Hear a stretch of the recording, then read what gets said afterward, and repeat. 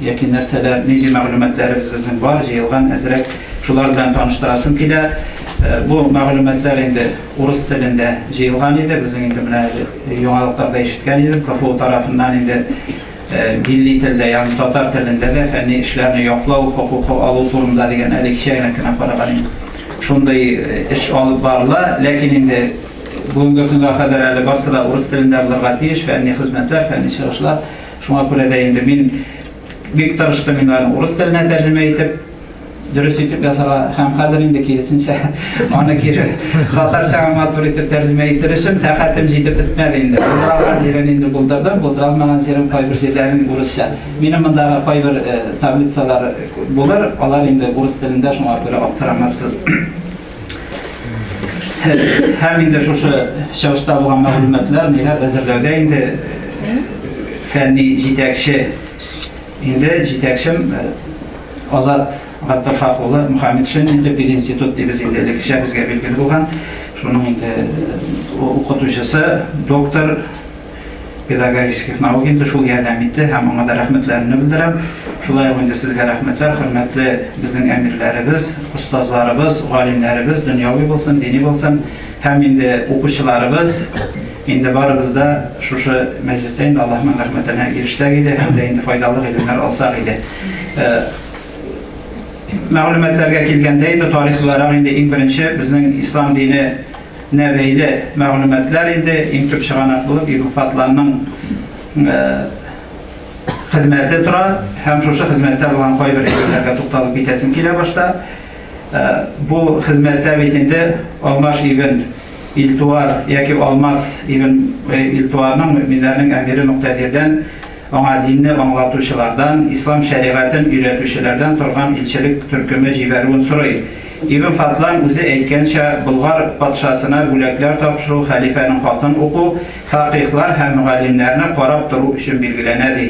Шуңа күрә дә монда әйтелә инде фақихлар һәм галимнәрне карап тору өчен, аларны тәрбияләү өчен, менә Мурат хәзрәт әйткәнчә инде аларны карап тәрбияләп тору өчен җибәрелә, ягъни аларга хезмәт итү өчен. Һәм бу сүзләрдән аңлашыла инде, Булгарда ул заманда да фақихлар булган, мөгаллимнәр булган, һәм инде илчелек белән дә килергә тиеш булганнар, шулай булгач инде да мәдрәсәләр булганы шиксез.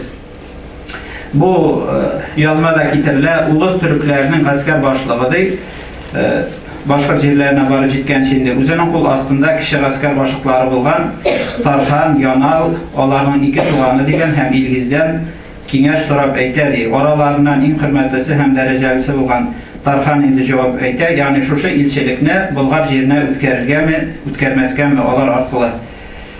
Тархан дигәне әйтә ди, мондый хәлне бер кайчан да күрмәдек тә, ишетмәдек тә. Ата-бабаларыбыз заманнан бирле безнең аркылы солтанның илчесе үткәне булмады. Һәм алар 7 көн буе киңәшләшкәннән соң инде бу илчелекне үткәрергә карар кылалар.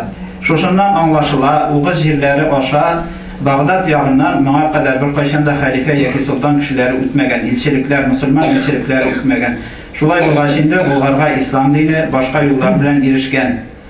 Яки инде угызлар шушы җирләргә килеп урнашканчы ирешкән булырга мөмкин. Тарихтан билгеле булганча, мусульман гаскәрләре Дербент шәһәренә 642-643 елларда барып җитәләр, милади буенча. 651 елда Дербент шәһәрен алалар һәм инде дала ягына чыгалар. Ягъни Кавказның бу ягына, далалар ягына чыгалар. Һәм шуның белән ислам дине әйтергә була инде шушы 651 елдан соң шушы дала ягына һәм безнең җирләргә килеп җиткән булырга мөмкин. Чөнки Гомәр ибн Абдул-Газиз вакытында инде шушы Дербент шәһәре идеология, сәясәт һәм хәрби үзәккә әйләндерелә хәлифәтнең Кавказ ягында, һәм анда 25 мең Шам җиреннән 25 меңлек кешеләр, гаскәр булсын, галимнәр булсын, мусульманнар күчереп утыртыла. Һәм инде шуннан соң шушы якларга ислам дине таратыла башлый. Дербент шәһәрендә халык күпчелеге шушы заманнарда ислам диненә керә. Һәм инде алда әйтелгәнчә, угыз җирләреннән килмәгәч ислам дине шушы Дербент аркылы İdil елгасы аркылы безнең җирләргә барып җиткән дип әйтергә инде шик калмый.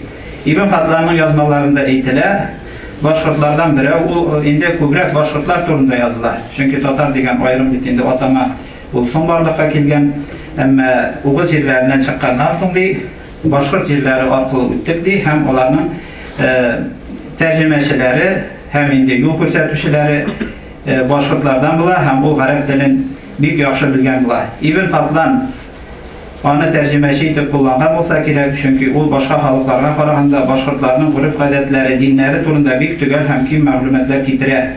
Инде хәзерге вакытта инде ул, ягъни китаплары чыгарылган, менә шушы Сириядә чыгарылган, Ливанда чыгарылган Ибн Фатланның язмалары яңача инде тикшерү үткәрелеп, гарәп телендә язулары бар, һәм шулай ук инде сүрәтләре иске язмасыннан, кул язмасыннан. Шуңа күрә дә без инде алар белән таныштык, һәм анда бик төгәл мәгълүматлар бирелә. Бигрәк тә башкортлар турында, һәр бер ырулары турында, кайсы ыру, кайсы кошка, кайсы җәнлеккә гыйбадәт кылганнар, шушы әйберләр турында бик ачык итеп яза. Һәм шулай ук Якут әл-Хамави Муҗам әл-Булдан дигән китабында, ул инде 1200 елларда милади буенча язылган, башкортларны хәзерге Сүриянең Хәләп шәһәрендә, хәзерге менә сугыш бара торган Хәләп шәһәрендә күрү, аларның бик аксыл йөзле һәм коңгур сары чәчле икәнлеге, Әбу Ханифа фикыһын өйрәнүләре турында яза. Ягъни ул заманда ук инде фикых фәнен өйрәнер өчен Шамга килеп, ягъни шәкертләр укыганнар һәм өйрәнгәннәр. Шулай итеп инде бу 1200 елга хәтле инде ислам дине таралуы турында әйтелә, һәм шулай ук Хамави китерә, шушы язмасында аларның инде ни сәбәпле ислам диненә керүләре турында сорый, һәм алар әйтәләр инде, алар Венгрия җирләреннән була, җиде зур ди, безнең бәләкәй шәһәрчек ди, авыллар шәһәрчеккә охшаган ди, җиде безнең шәһәребез бар диләр, алар әйтәләр, ләкин инде безгә ди крепостьләрне төзергә Венгрия корольләре рөхсәт итми, чөнки без аларда гаскәр булып хезмәт итәбез ди, гаскәрендә хезмәт итәбез, һәм бездән куркалар, әгәр шәһәр төзесәк, калгалар төзесәк, инде үзләрен басып алырлар дип. Шуңа күрә алар әйтә инде, безнең ди ата-бабаларыбыз әйткәнчә, безгә ди Болгар җиреннән 5 диме, 7 диме килеп ди, безгә ислам динен өйрәттеләр, безгә алар охшадылар, һәм без ислам динен кабул иттек ди, безнең ата-бабаларыбыз сөйләде ди. Шулай итеп инде, әле бу 1200 елда ата-бабаларыбыз сөйләде дигәч, инде Болгар җиреннән Венгрия җирләренә хәтле инде төркем илчеләр, ислам динен таратучы җибәрелгән. Шуңа күрә дә мондай илчеләр җибәрелү өчен ислам диненә чакыра торган, ул инде теге ислам динен кабул итте дә, намаз укыды да, ул кеше генә барып, кайсыдыр чит җирләргә төркем булып, инде бу илчелек булып, ислам динен тарата алмый, һәм бу күрсәтеп тора инде ислам фәненең, мәгърифәтенең Болгарда бик нык алга киткәнен, үсешен. Әмма инде теге язма чыганаклары үзләренең сакланмау сәбәпле, чөнки инде ул Ибн Фатлан вакытында да әйтелә, болгарлар да, алар инде шәһәрләр, авыллары булса да, җәйләүләрдә йөргәннәр, тирмәләр корганнар. Шуңа күрә инде без теге дөньяви кайбер галимнәр инде без гелмәндә яшәгәнбез, йортларда яшәгәнбез, күчмә булмаганбыз дигән әйберләр дөреслеккә туры килеп китми, тарихи чыганакларында барсында да әйтелә, безнең халыклар күчмә булган. Болгар булсын, башкорт булсын, инде хәзерге татарлар булсын, аларның җәйләүләре булган һәм кышлаулары булган бит инде. Кышлаулары инде агач йортлардан иләрдә булса, җәй вакытында инде алар күчеп маллар белән йөргәннәр. Һәм ягъни монда инде бик ачык итеп күренә, Болгарда ислам дине нык таралган булган, мәчет мәдрәсәләр булган, зур галимнәре булган, ислам динен белгән һәм аңлатырлык. Шулай ук инде иң кызык урыннарыннан берсе инде анда мәсәлән Ибн Фатлан белән шушы алмашның бәхәсе турында сүз бара, һәм ул шушы бәхәстә күренә аның усул фикых һәм гакыйда фәннәрен яхшы белүе. Бу гаҗәп инде. Хәзерге вакытта андый күз алдына китергә мөмкин түгел. Хәтта мөселман илләрендә дә инде башлыклар, әмирләр инде алары динне бик белмиләр, бәлки инде мөфтиләргә тапшыралар, казыйларга тапшыралар бу эшләрне. Әмма ул вакытта Ибн Фатлан белән шушы алмас арасында инде бәхәс була, нинди мәсьәлә буенча азан әйтергә, мәсәлән, Шафиғи мәсьәле буенча дип инде бу Ибн Фатлан әйтә, әмма шушы патша инде алмас әйтә, siz de emanetga xiyanat etdiniz, halife tarafından жеткирилерге тиешле, миңа китерилерге тиешле акчаларны алып келмәдегез ди, вәгъдәләрегездә тормадыгыз, шуңа күрә дин мәсьәләсендә ди мин ышанычлы булмаган кешеләрдән ның сүзен алмыйм дип әйтә. Һәм бу инде һәм шулай инде азан мәсьәләсендә Шафигиларда инде камәт кыскартылып әйтелә, һәм алмас инде сорый аннан, әгәр ди mesela azan kebab qamat aytilsa onun namazı dürüst bulurmu ди? Әйе dürüst bulur ди Ibn Fadlan. Әгәр ди кыскартып әйтелсә Шафигиларда кебек намазы dürüst булырмы? Әйе dürüst булыр ди. Шулай булгач ди бу иҗма беләнме яки ихтилаф беләнме ди? Менә бу иҗма, ихтилаф дигән мәсьәләләр ул бик теге ничкә мәсьәләләр инде. Аны усул фикъ дигән фәнне, фикъ нигезләре дигән фәнне яхшы белүче кешеләр генә ayıra ala. Менә инде безнең мәдрәсәдә укучыларыбыз бар. Алар инде 3нче курста инде үстән генә инде иҗма нәрсә ул, кыяс нәрсә ул дигән әйберләрне хәзер менә яңа программа буенча инде кертелде, яңа стандартлар буенча. Алар әле яңа аның белән танышалар гына. Әмма бу Ibn Fadlanның язмасында китерелә инде, шушындай усул фикъ мәсьәләләрен һәм гакыйда мәсьәләләр, ягъни мәсәлән дин мәсьәләләрендә ышанычлы булмаган кешедән динне өйрәнү рөхсәт ителми дигән. Bu gaqadi məsələ aqida fənnə, iman şartlarına kiritilən. Şuna görə təqə dini yaxdan qaraganda bik nişkəlikli, nişkə əybirlərini təqə spesialistlar buna bilətirən əybirlər turunda bəhəs barğan. Şuna görə də indi bu kürsədə yanağına İslam dini qabul edən kişilər bunday məsələlərin bir neçəkdə bilə almayır. Həm bu indi şuşu dəlil bulub tura. İslam dininin alğa getgan buluğu, həm qalimlərinin buluğu, məscid mədrəsələrinin buluğu. Şağanaklarda yazma şağanaklar kalmasa da şuşu bulğanlarından indi. Ondan sonra geografiyası turunda medreselerinin adaklı medreseler turunda indi revolüsiya xatlı bulğan 170'e yakın indi. Şuşu İdil boyu, Ural boyu yerlerinde 170'e yakın şağanaklarda eğitilgen medreseler bulğan. Ama indi kupşeligi alarının Arşa yolu buylap bulğan, bizning indi kartabızını yasagan edik. Men indi munda kirte almadım, ülgürmedim. Nega muzeyga kirgach indi ko'rarsiz, anda kiruv bilan bu yoqda Tataristonning kartasi ham qizil to'garaklar bilan belgilangan. Anda ko'rinib tura, Arşa tirasidan üstga taba, Mari yog'ina taba, Arşa yolu deb aytilgan edi. Shunda mana qip-qizil bo'lib tura madrasalar. Hem indi ikincisi şuşu Minzələ, Zey yılğası, Zey Aq, hem Sün yılğası arasında münəşşula yılğalar boylab indi, Sızıq köbegində şuşu mədrəsələr urnaşqan. Bu ataqlı bulğanları şığanaqlarda getirilə. Mərcəni, İskə Allahlarını Murad Rəmzi, İskə Allah Rizaləddin Fəxriddin, lakin Rizaləddin Fəxriddinin indi məlumatları onlar kubisi şağışdırğaç indi o mərcənidən alınan, şuna görə indi o ayrım onlarını İskə alıp durmadı. Mənə bunda indi Qısqaçağına üstündəki yazılım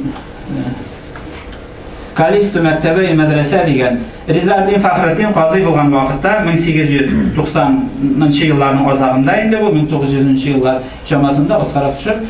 O getirgən məlumatlarla mənə qarasaq Qazan qubernasında 2360 imam həm müdərris bolğan ümumi sonu. Kalisto məşidi digən məscidlər 1069 bolğan. Bilgili bulğan şəbitində bir məşiddə bir imam bolğan ilki mədrəsələrdə Qazandan başqa indi, Zur şəhər məşidlərindən başqa onlar Qazandağlar bolğan. Hazır indi imamlar həm müdərrislər sonundan, məşid sonundan olsa 1293 müdərris bolğan. Müdərris kim bolğan o? Müdərris bu dəris verişi mənə şuşu müğəllim bolğan. İmamlıq vazifaları tugul, onun tüp işi mənə şuşu kitaplar okudu, dərislər veri bolğan. Mənə qarasaq, mənə indi siz şağışdıra alasınız, kim Qazan yağından, kim Ufa yağından digər şimdi Türk Minzələ üyəsində bolğan mədrəsələr. Şuna görə mənə həm müsəlmanların sonu, Qazan yağında məsələn 621 min müsəlman bolğan, 1069 məşid bolğan, həm ayrı müdərrislər dəris verişi, yəni bu mədrəsələr digən mənada. Çünki mədrəsələrdə də bir mədrəsəni bir oxutucu uyuşturğan bir müdərris, həm o bütün fənlərini alıb barğan. Şuna görə də 1293 müdərris bolğaç indi o, şu 1000 şaması mədrəsə bolğan digən söz. Əgər məşidlər sonuna itsək indi hər bir məşiddə mədrəsə bolğan bu Qazan yağında. Ondan qala indi Ufa yağında xalq sonu müsəlmanlar kübrət bolğan, Ufağa indi Minzələ üyəsi kirgən. Zeynindən başlab indi tigağı deb aytırga bular. Müsəlmanlar sonu kübrək, mənə 1.081.000. Məşidlər sonu da kübrək, 1521.000. Lakin mədərislər sonu mənə indi ixtibar etsək, Kazan yağında 1293 müderris bulsa 260 ufaya indi. Bu kürsete tege şamalarga koysayakta ilim, ma'rifat olgara ketken bulgan. Ama Müslümanlar son yağına anda kubrak bulgan. Hem başkalar indi. Mesela biyatka biz indi kubrak jadidi medreseler öğrenilgen bulgan sebeple biz indi işbubi medresesi deyimiz hem başka medrese. Çünkü başkaları öğrenilmegen. Eğer karasak biz mine ulviyatka gubernasına kirgen indi, onda 33 müderris mine. O zamanda 33 müderris sanılgan, hem Müslümanlar sonra da ez bulgan indi. Hazırki vakitte karasak mesela mine bu Baltaş yakları, Kukmara yakları, onlar şuşu Vyatka gubernasına karaganlar, malmış üyesi. Lakin onda medreseler büyük kup bulgan. Mercali'nin görünmalarında getirile, ne sebeple olay deyip karasak indi, büyük kup ağır halkı hem mari halkları İslam dinine kirgenler hem Tatarlarga eğlengenler. Mercali'nin yazmasında teki Müstefadil Ahbar'da eyte üzeri yağında indi, münəşir hazırki Baltaş'ın dünyaklarında indi. Meclislerde bir-birsen küle tırgan bulganlar indi. Mıskıl etip deyip tügül indi, şu yarı küle tırgan bulganlar. Tege var mullası ona falan jirge bargan, tege var mullası bula etken deyip. Çünkü tüp çıkışları bulgan, varlar bulganlar. Şuna küle hazırki vakitte mine çavuştursak elik indi. Müslüman sonra da ez bulgan, medrese sonra da, müderrisler sonra da ez bulgan. Lakin hazırki vakitte o bitinde bu Baltaş, Kukmara, onda Kukma Tatar oğulları, yani bizim halk yaşaydı biz. Hem bir kızıklı şuşunda malumatlar var, onun bileninde sonundan eğer kirek sonrasağız tanışlığa bulur. Devam etsen. Bu indi kıskaçağına, bu üsteme malumat bularak Kalişsiz Zavşık egzamin naznani Ruskova yazıka degan. İlk önce Müslüman medreseleri, meşitler Ministerstvo внутренних дел, Ішкі işler Ministerliğine karaganlar. 1880 yıllarda indi. 50 yıllarda epkileme hazır tügelgen ötmeyin bunda. Var indi. Şol 19. asırın azağında uşireler medreselerini, dini okuyutların Müslümanların indi Ministerstvo образования, Mağarif Ministerliği paramağına hem şundan sonra mecburi uruş şakirdu tiyiş bular medreselerde hem urus dilin, urus okutuşuları okuturga tiyiş bulalar, şunday talep kirtiler. Hem indi şulay yok matematikanın dört neyinde alu hem başka yani matematikanın indi urus okutuşuları okuturga tiyiş diyen kirtiler. Şul sebeple 1880 yıllarda yanlışmasam kirtiler şu onlar imtihan bire başlayırlar. Urus dilin bilü boyunca hem matematikanın dört alımın indi urus dilinde tapşırı boyunca. Hem bunda ihtibar etsek, mine nersesi imam müderris degen karasak mine 3. baganada 28-54'dür. Mine mingerlegen medrese bulgan müderris. Ama imtihan birüşçileri ne sebeple bulay degende onda indi kızıklı malumatlar var. Şuşa Ministerstvo образования bitinde ukat çıkargan, mecburi degen, lakin şunda o indi sirkular jibergen Tatarlar üzerine, Müslüman halkı üzerine yaşaytırgan yoklarda soğuk bulurga hem bu eybirlerge basım yasamasıqa degenler. Hem şu sebeple indi qarayız müderrisler bek ezbergen. Vali imamlar niler mesela imam-i muallimdi. Mında indi nilerge kelgende imam ili muallim degen. Yani imam gına bulgan kişi indi namaz gına okuturga hakkı bulgan imam-i muallim degeni namaz okuturga hem indi başlanmış birige hakkı bulgan imam-i müderris degeni bu medrese açıp medrese programması boyunca indi Bukhara programmasına ting bulgan indi dersler bir hukuku bulgan hem izdavşı egzamin indi ondilarda bulgan orada. Ama bu kursete indi medreselerde bu farman yani ütmegen ütkere olmaganlar. Sonundan indi olar üzeri de Rusya'nın indi Ministerliği образования bu mesele indi üzerinden üzü düşüp kolay. Şundan sonra devam edeyim. Mene da kısa çağına erkinine eğlendirip varırsam birincisinde indi valimlerin isimleri, ikincisinde vklat deyilgen. Yani olar koyda okuyanlar, nindi kitaplar yazganlar, bu şemahat üstte olar üzeri yazgan kitaplar var. Şuna göre indi, indi okup durma bu vakit bir kup gerek, şuna göre kısa çağına, nişançı yılda doğanlar, koyda okuyanlar, hem menä bu şemahat üstü nindi olar üzeri yazgan kitaplar. Hazır indi kızırak etip aldılar. Şahinde bu tege sizge ma'lumat berir üçün. Olar üzeri yazgan kitaplar. Hem olar menä qarasak Arap tilinde digen kubisi Arap tilinde yazganlar. Hem sirak mirakına Türkçe kitaplar yazganlar. Hem menä bu bizning mirasımız indi. Dini mirasımız. Hem bular indi mana öğrenirge. Menä nabisa tutaptıra, menä nabisa ezgene şükürek nitali. Abdurrahim 30 imani menä. 30 imani Bukhara'da okugan, Semerkant'ta okugan, Kabul'da okuganlar indi. Onda köbrek şuşu sufilikni okuganlar, mürşit bolup qaytkanlar. Bukhara'da Muğab degen meşitte imam bolup turgan. Şistopol üyezinde ukazsız muallimlik etken yoki o'qitib bergan. Ya'ni o zamanda indi bek qiziqli ayberlar var. Onda ruxsat da kerak bo'lmagan, ukazing bo'lsa ukazing bo'lgan, ukazing bo'lmasa ukazing bo'lmagan, madrasa ochganlar, o'qitganlar, ya'ni tege bek ni ostida bo'lmagan edi. Ya'ni hozirgi vaqtdagi kebek yoki Sovet zamonida deb bo'lindi, aytib turasi da yo'q.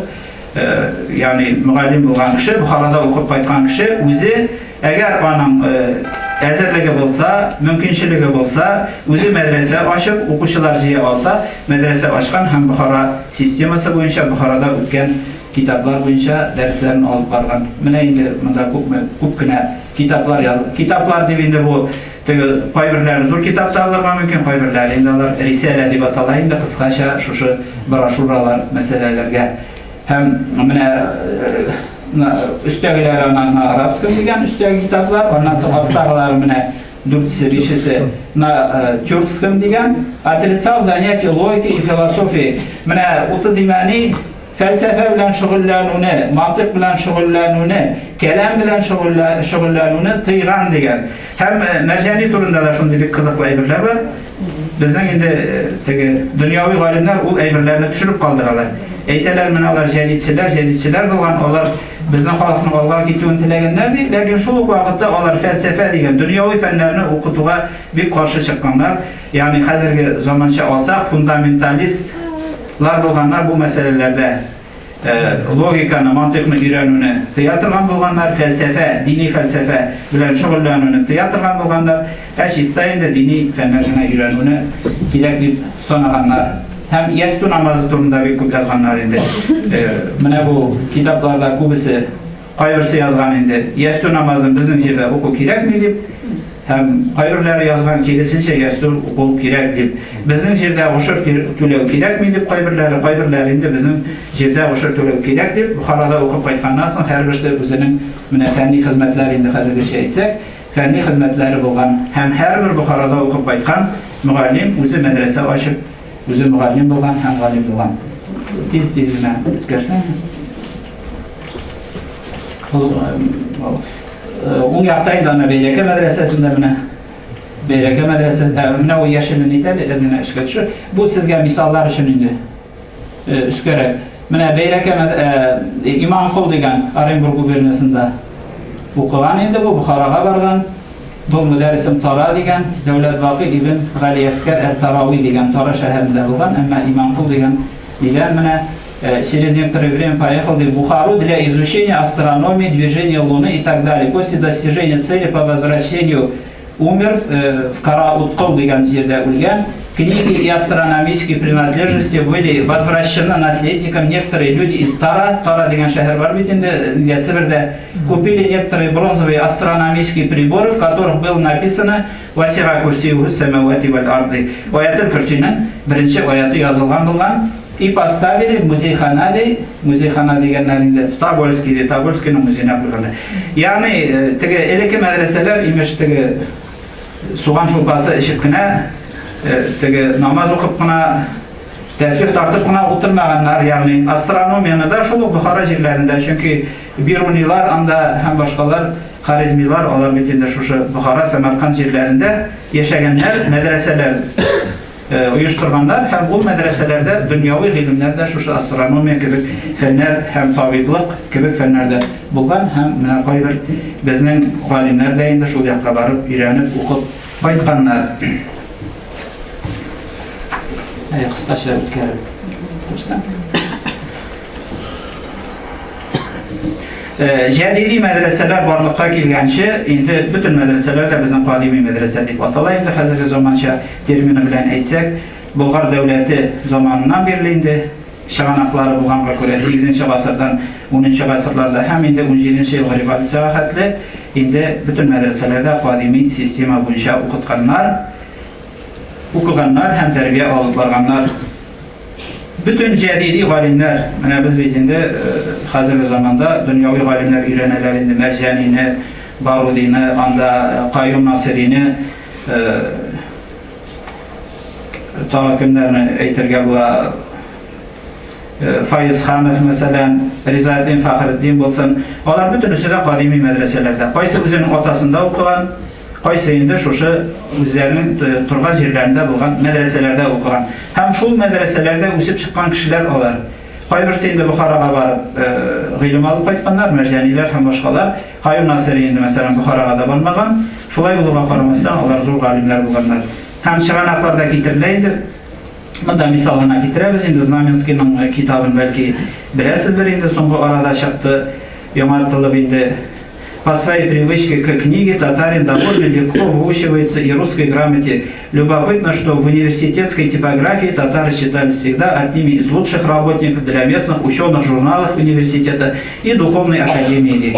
Yani Kazan Üniversitesi'nde Tatar tili okutu boyunca seminariyalarında şuluk Tatar tili okutu yazılar üretu boyunca şuluk mesela Kazan basması Kur'an'ın bitinde şerifti Garip basmalarından bir ayrıla. O şerif koyan gelip çıkan şuşu Kazan nakkaşları yani matur yazı ustaları yakinde yazgan, ezirlegen şerifler, harifler boyunca. O indi Ebi Patşay'ın emir vergen, lakin işlevçileri onun şuşu Kazan basması Kur'an'ın işlevçiler, hariflerin, resimlerin, onlar bütünüsü şuşu Kazan kişileri, Kazan Müslümanları bulganlar. Yani İdil boyu Tatarları bulganlar.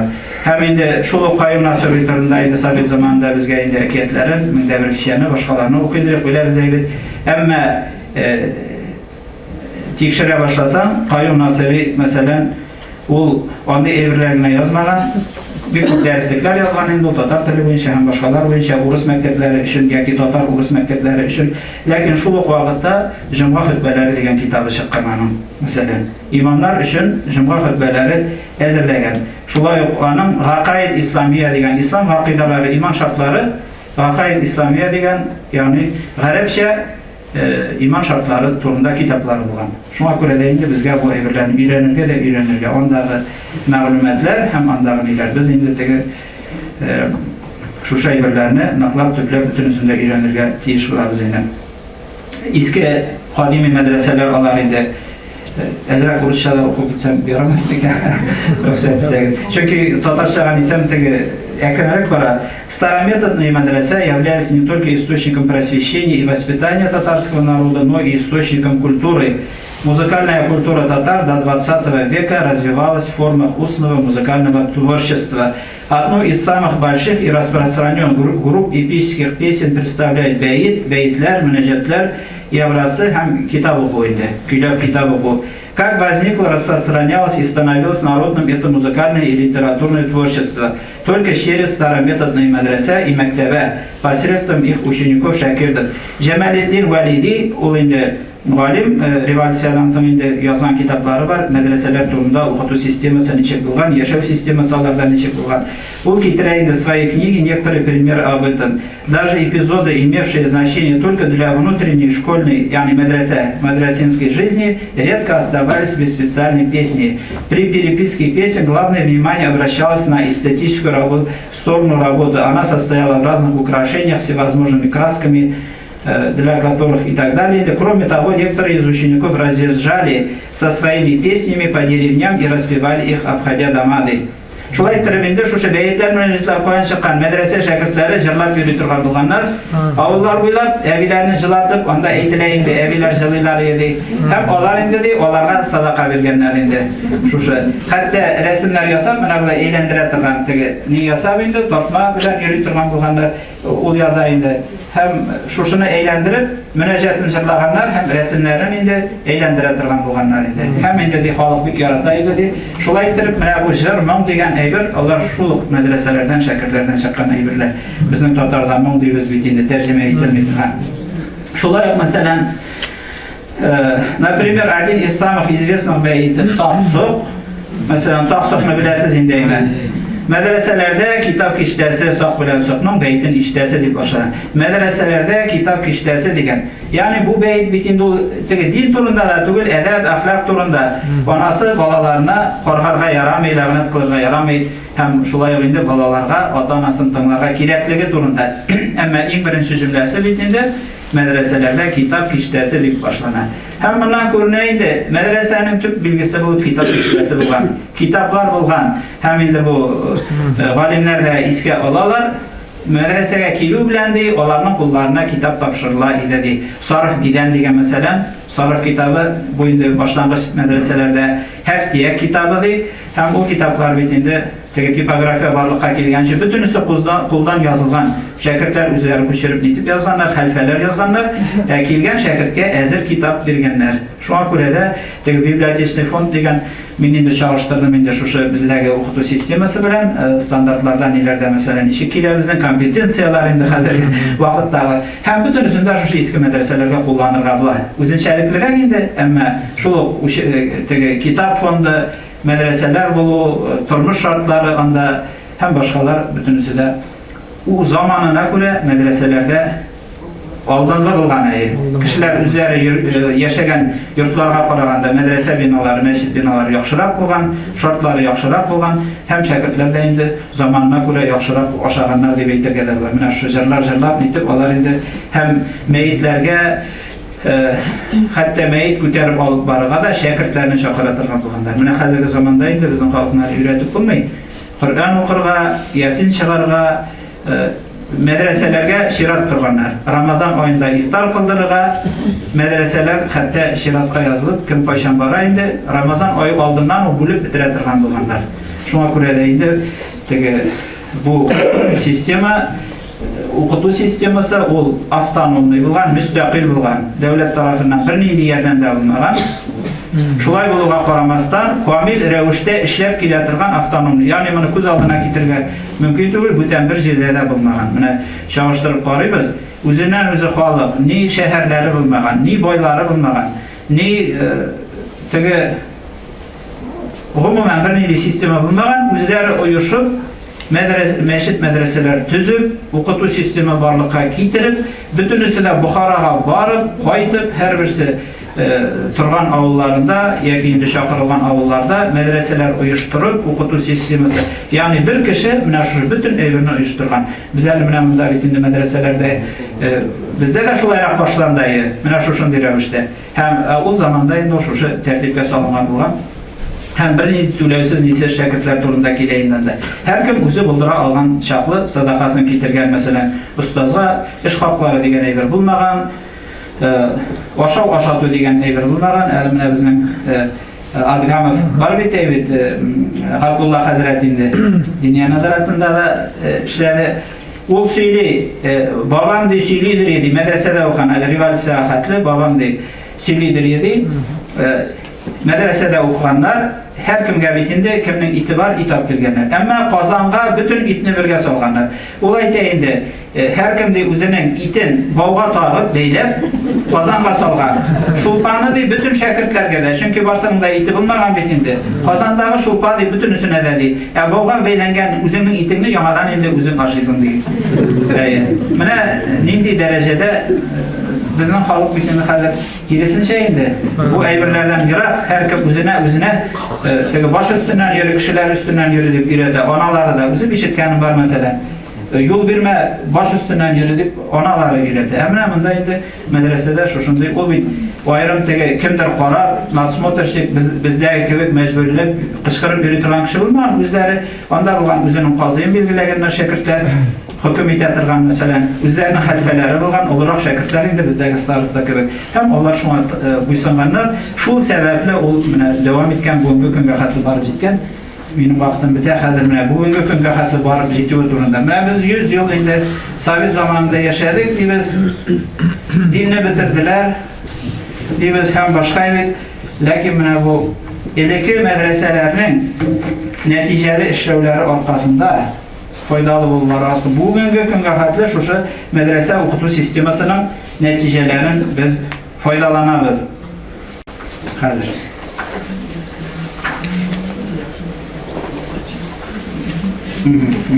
Taptım. Özümüzün medresede bulduğum bitinde biz yakşanlı okuşalarında hem medresede okuşalarına apros ötkerdik indi. Yani yok degen revişte. Mine bu medreseler bitkenge bitindi bizim 100 yıl. Şun medreseler bitkenge. Tege mektepler tügül okurga yazılığına üretetirler. Şuşa dini kitaplar bunca okutatırlar. 100 yıl. Mine bunda okupuna kitap, uruşa okup kitabın diyer ama. Hazır ki tercüme ettirge vakitini көп alabız.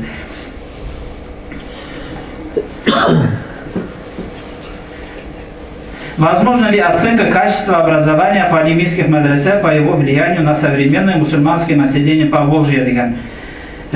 Эксклюзивный опрос обучающихся при университетских курсах и медресе дает повод утверждать об эффективности и результативности академического образования, системы образования медресе для педагогического пространства татарского народа. Опрос обучающихся показал, что на вопрос, слышали ли вы от своих предков мунаджаты, религиозные песни без музыкального сопровождения, салаваты, дуга, мольбы, молитвы к Аллаху и так далее, 86% респондентов ответили да. Mene bu yaşamlığa, medresege yürüyüp durgan kişilerinin, bu 180'den artık kişinin biz indi oпрос ötkerdik, 86% iyi işittik değil.